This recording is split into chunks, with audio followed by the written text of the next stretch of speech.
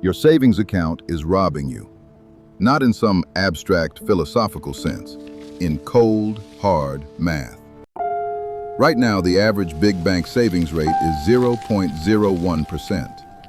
Inflation is running at 3 to 4% annually, which means every single year you leave money sitting in that account, you lose purchasing power.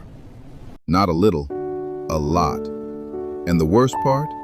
This isn't a glitch in the system. It's the system working exactly as intended, just not for you. Here's how the math works for your bank.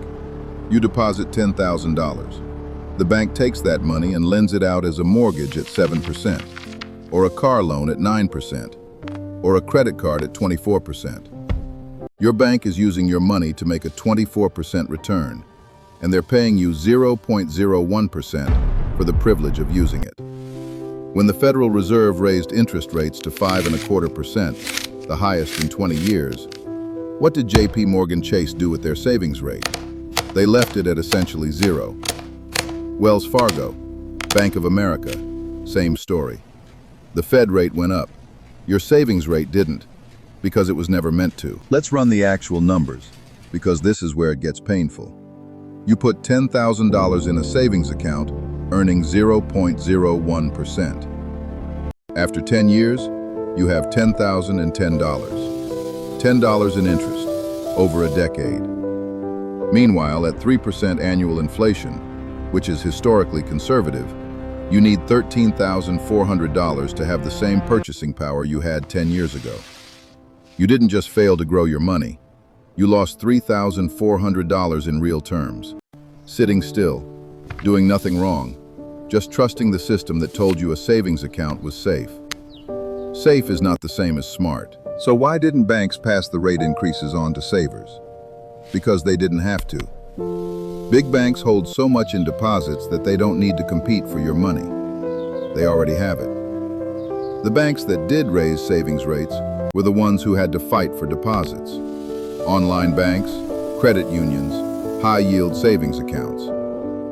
Some of them went to 4 and 5% almost overnight. The same money, the same FDIC insurance, 400 times the return. The difference isn't the product. It's that your big bank knows you won't move.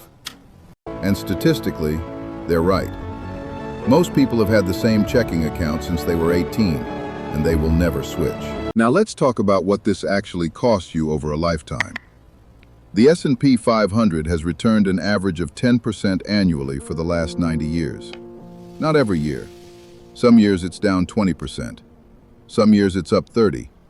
But on average, over time, 10%.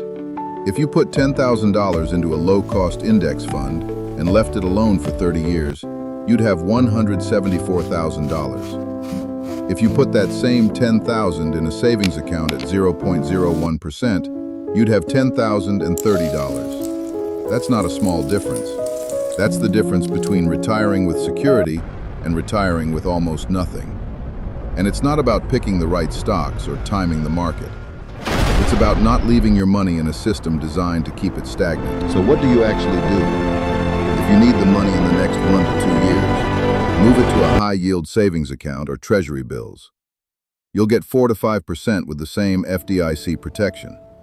If you won't need it for 5 years or more, a low-cost index fund. The S&P has never had a negative 20-year return in history. The bank didn't steal your money. They just made sure you never asked where it went. Now you know. Do something about it.